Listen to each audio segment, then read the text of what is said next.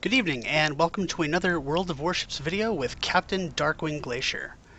This video is going to be unlike most of my videos because in this particular one, I don't have the best game in terms of stats.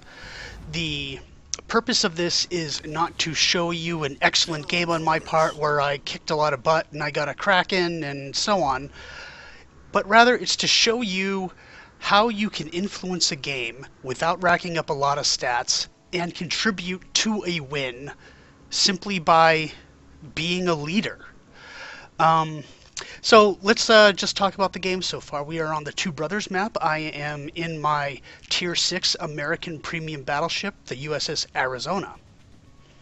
So Two Brothers is a common map that you see from all the way down to Tier 6, maybe 5 as well, all the way up to Tier 10. So it's a very common map, and as what usually happens is that the teams split into two. Half the team goes to the east, half the team goes to the west, and occasionally some person takes a deadly risk by going up the middle. They usually end up having a bad end. But in this case, we currently have a majority of the ships, or at least me and a Bayern, are heading to the east. We have 2 destroyers heading up in that direction, and 2 cruisers as well, a Baltimore and a Nuremberg. We have now detected the enemy. We see that they have 1 battleship, 1 cruiser, and 1 destroyer. There is almost certainly more ships on the way. We just don't see them yet. And what typically happens is that there are destroyers who go into the cap. Their friendly ships attempt to support them in the cap, and the first goal is to kill the enemy destroyers. Once you have that destroyer advantage, you're going to send the other team on the run, and they will flee because they don't have the spotting advantage that you do. So I'm trying to put myself in a position to support my destroyers, and if I can't get a bead on an enemy destroyer, I will do my best to take out one of their cruisers or something else. For example, that Cleveland is a very strong threat to our destroyers because of the radar consumable that it has. It's already firing on our Farragut, and I target it and I send some shots downrange. Here they come, and if it's my usual luck, I'll just bracket it. Okay, looks like I got 2 over penetrations and 1 ricochet. Waiting for my guns to reload. Our Farragut has popped his smoke. The enemy Farragut is up on the left side of the map. And frequently what happens in this situation is that the 2 fleets close in on each other, expend a lot of shots, and then, except for the destroyers who are still doing their best to fight for the cap, the battleship drivers and the cruisers often get a severe case of cowardice and turn away from the fight. Both sides often do this. We already have the enemy York reversing. The enemy Cleveland is turning away. The enemy New Mexico still is advancing. The Leon is unsure of what he wants to do, except maybe just keep his distance. He is showing a lot of broadside, but he is at extreme range as well. On our side, our Bayern is holding way back.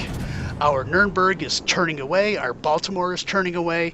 I mean, you can see the pattern here. No one wants to stick their neck out because they know that if they do, they will be focused, they will be killed, and no one wants to be the person to die. So, it looks like we lost our Benson on the other side of the map, but we're not going to worry about that for now because the focus of what I want to talk about is on this side. Our carrier is providing some support by sending torpedo planes towards the New Mexico, and it's at this point I realize, they're not moving into the cap. I decide that I need to kind of take the lead here and see if I can push into the cap. I kind of angle a little bit. I'm still trying to feel my way out. Our aircraft carrier launches his torpedo planes at the New Mexico, and he's definitely going to get some hits here. And I'm still at full health. The New Mexico is now reduced to somewhere between 2/3 and 3/4. The Leon is still back there as well. The York is essentially taking himself out of the fight because he's behind the island, still reversing. I take a shot at the Leon, And our Farragut is holding his position as much as he can and trying to contribute in any way he can. But the enemy Farragut is literally doing the same thing. So they're in a stalemate. So as I start to push, our Bayern suddenly realizes, oh, okay, well, the Arizona is going to sacrifice himself, so I can kind of ease up behind him and claim he's going to be supporting me, but really what he wants to do is get the kills and hopefully not be targeted like I will be. Our Nuremberg as well is trying to support. He's kind of edging away, but he will be joining us shortly. Our Baltimore is now not quite fleeing anymore. He is starting to head north. And it's at this point I'm committed. I'm entering the cap. If I turn around now, I'm just going to expose too much broadside and get blapped. So I'm in it to the end at this point. In chat, I just request support. I've pretty much told my teammates, I'm going in. You better support me or my sacrifice will be for nothing. The enemy New Mexico is very low on health. He is starting to turn and he's showing some broadside. Hopefully I can finish him off with this shot. And I do. I get kill number 1. Now my teammates have to get the picture. Look, I just took out a battleship. That's a reduction in threat. They need to follow me.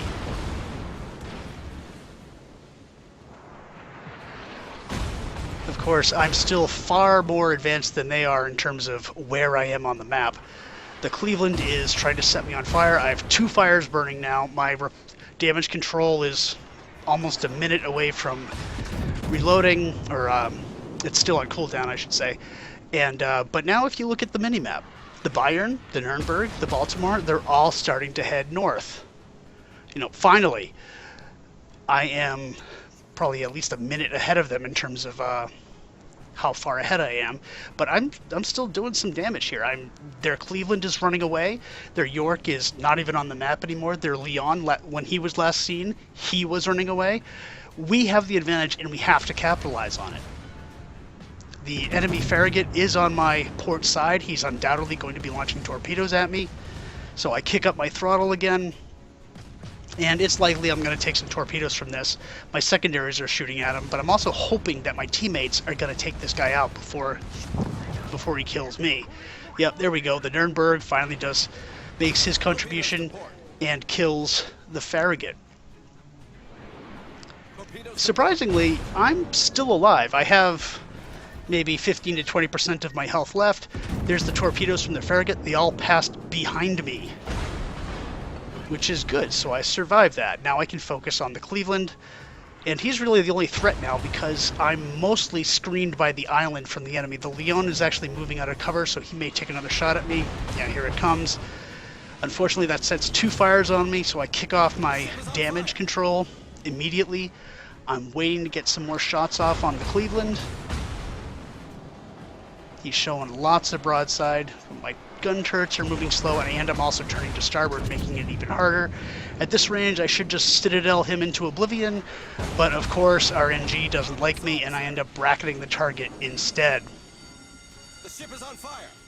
Most of my team is actually moved closer towards the big island, and at this point, I'm taking more hits. I have 2 fires, more than a minute until I can repair it, so I'm just going to have to let them both burn out. And he is still peppering me with more damage, so I may not survive this. But the key thing is, we took the cap. We are now advancing. I'm not even necessarily in the lead anymore. The destroyers are taking up their positions up front, and we are advancing. They're kind of showing a little bit of hesitation. All 3 of them are now showing broadside, so they're not committing as much as I did. And here I go down. I had 3 fires burning on me. I couldn't stop them. It was inevitable. I just wanted to do as much damage as I possibly could to the Cleveland. But the damage is done, and even though I only did 44,000 damage to the enemy team, and I only got 1 kill, I think my contribution to the flow of the battle far exceeded that damage total. I tanked 1.1 million hit damage points, which, you know, even that's just a number. What I really did here is by exerting the pressure on the enemy team simply by pushing into the cap and requesting support from my teammates while the enemy wasn't completely doing the same thing. You know, that I had to kind of take advantage of the fact that they were hesitant as well. Allowed my team to get some courage, follow me into the cap, and we were able to force them out of it. In the process, taking out several of their ships. Their Cleveland is going to go down, I'm sure, any minute. So at this point, we're going to focus on the mini-map and see how the rest of the battle plays out, because from the perspective of my ship, it's not all that interesting. Scharnhorst went up the middle, which is usually dangerous, but in this case, most of the enemy team has left the area. We are well into the game, so he can get away with that. He does come under attack by the enemy carrier, however. We do have a Miyoko who was originally fleeing from Alpha, is now moving up the middle as well. A Kutuzov is also fleeing, because what happened is that the enemy got the advantage at Alpha. So now the enemy is kind of stuck between Alpha, or I should say between going north and going south to fight us off. See, what's happening is that our team is sweeping over to the north, so the Gneisenau is pushing to try to prevent that, whereas to the south, the Perth is going to be trying to go after the sea cap, but it's already much too late for them to recover from this, because it's even worse that they've split their forces. If they moved all of their ships all at once to go after our force at the north, maybe they might have been able to stage a comeback and take off the lead ships one at a time until they wiped us out, but we essentially caught them off guard because we swept them off of D, and by the time that they realized what was happening, it was already too late. So I hope you enjoyed this video and the attempt that I made to try to show you what you can do when you push and your team is actually good enough to follow you. So thanks again for watching.